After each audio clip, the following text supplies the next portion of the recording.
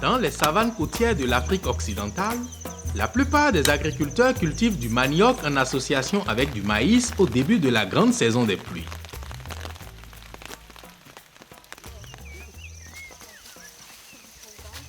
Une fois le maïs récolté, le manioc continue de croître tout au long de la deuxième saison des pluies qui est plus courte.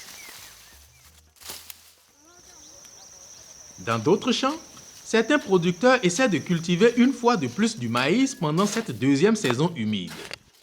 Mais avec des pluies imprévisibles, les agriculteurs risquent souvent de récolter peu ou pas du tout de maïs.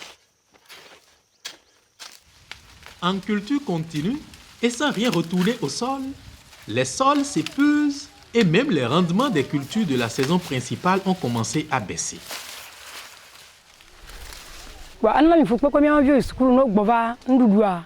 Lorsque nos enfants revenaient de l'école, ils ne trouvaient rien à manger. Alors nous les femmes, nous étions obligés de voyager pour gagner de l'argent afin d'élever nos enfants. En conséquence, nos travaux champêtres accusaient de retard.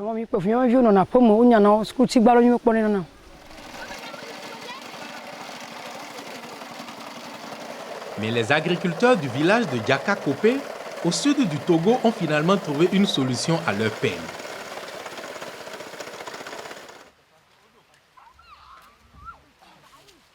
Au point où un habitant du village voisin n'en croyait à ses yeux.